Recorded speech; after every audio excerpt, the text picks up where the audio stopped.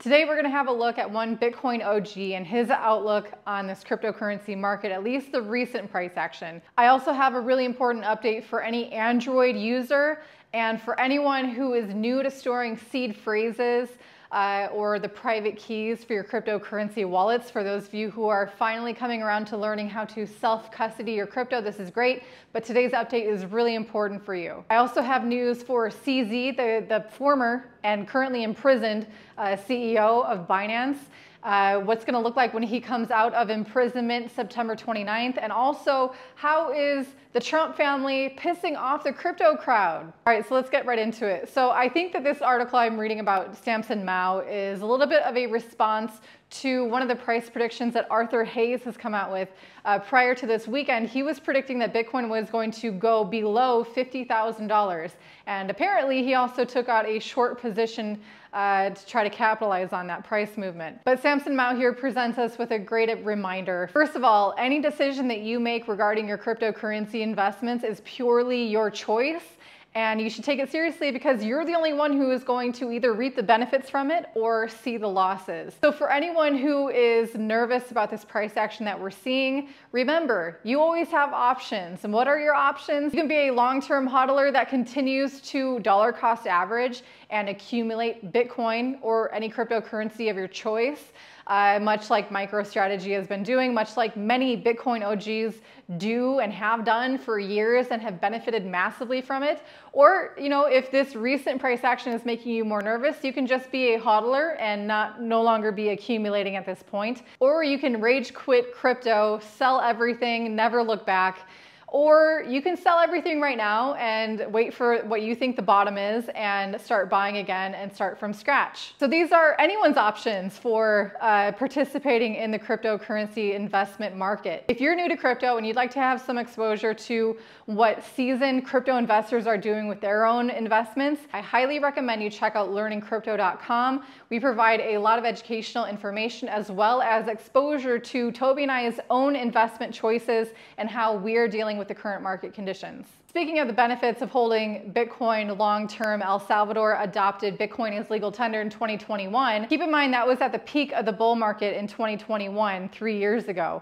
And this is them holding all through the bear market. They are now seeing $31 million in unrealized profits. Don't tell the US that, they might try to tax them. But this is, again, Bitcoin is legal tender there. So their tax regime is a little bit different than the US. But I think it's safe to say that this is going to grow in appreciation over time, and they're going to continue to benefit from having Bitcoin on their balance sheets. Now, for those of you who have invested in real Bitcoin, not a derivative, not a Bitcoin ETF, not some product offered by BlackRock or other institutional platforms, you're holding your own Bitcoin, you have your own seed phrase, and you might have thought it was a good idea for you to take a screenshot or a photograph, a digital photograph of your seed phrase to store it on your phone for easy keeping, easy reference. You know, you're probably not going to lose that. This is never a good idea for anyone, any kind of storage of a seed phrase. I always say keep it as analog as possible. Thinking pen to paper, laminated, or there's other much more permanent, much more robust ways to store seed phrases. CryptoSteel is one example. There's many like it on the market for those of you who are looking for options. Trezor also has a similar seed phrase storage option. Now this is especially advice for those of you who are Android users.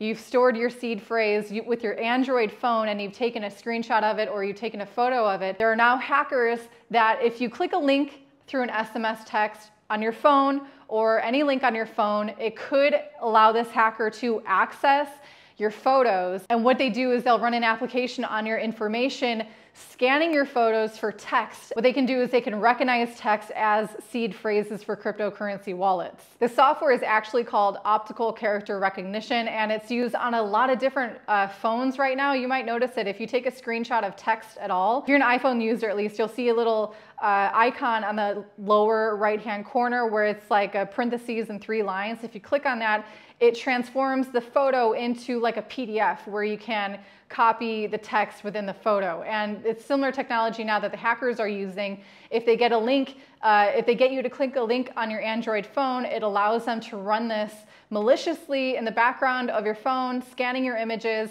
collecting seed phrases if that's how you are storing them. According to this article, I'll provide a link to it down below so those of you can read it in its entirety. It says the malware masquerading as bank apps, government services, and streaming platforms requests permissions for contacts, messages, and local storage. In fact, it was the McAfee antivirus that has found this hacking, but they detected spy agent. It's called spy agent in more than 280 apps targeting mostly South Korean users. Watch out for any permissions you're granting to apps that are not downloaded from official sources. This is for any Android user, but this advice is for anyone who is, again, using self-custody for the first time. You're not aware of the risks of storing your seed phrases in a digital manner. This is just one example. So there's a new CEO for Binance, for those of you who weren't aware. Meantime, CZ has been locked up and he will be released September 29th if all things go well.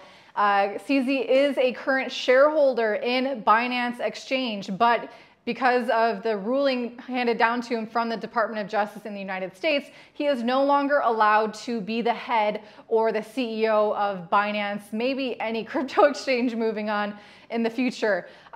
So the current CEO of Binance is making sure that CZ will have no power whatsoever in terms of running anything to do with Binance. He really wants to cut ties, but CZ is currently a shareholder, and so that could see some hurdles moving forward. We're gonna see what happens when CZ is actually released again at the end of this month, and if he bows out gracefully or if he tries to hang on and have some sort of influence through his shares over the progression of the Binance exchange. And there's a couple brothers with a famous last name launching a crypto firm called World Liberty Financial. Sounds kind of scammy to me. These are Donald Trump's sons. They are launching this crypto firm, but already it seems that it's not going over too well with the crypto crowd. At least some people are recognizing that as it is, which is a bad idea. Conflict of interest, definitely. So Donald Jr. and Eric Trump are trying to launch this crypto firm. It's already been plagued with hacks and associated with another cryptocurrency platform that lost $2 million due to security breaches. If World Liberty Financial turns out to be the DeFi platform that they were bragging about not too long ago, it's already plagued by security concerns like this. It just screams that they are not actually trying to build something disruptive. I mean, we already know that, right? It's not decentralized. It's publicly run and advertised by the two sons of Donald Trump. And so they're obviously trying to use their clout and their celebrity to get people to join their platform. Does this sound familiar? About 4 or 5 months ago, we were seeing how many celebrities were trying to shill cryptocurrency projects. Remember that when the prices of crypto were trending upward and Bitcoin was hitting all-time highs? We had, I don't know, about 20 celebrities launching cryptocurrency projects. Some of them were hacked and their identities were taken advantage of. But this is another great example of celebrity trying to use their influence to launch something just to capitalize on the scope and influence brought to them thanks to their last name. It doesn't sound very innovative or disruptive, just going off the name. And yes, I'm very happy to judge this one very easily in this way. I don't care what you guys think in the comments. That's what experiences has taught me in this over 10 years in the cryptocurrency space. This one is easy to mark as a red flag and just to move on and learn about other very valid projects that are being developed in the crypto space. That's going to wrap it up for today's episode. Thank you so much for watching. My name's Heidi. See you again tomorrow. Have a good one.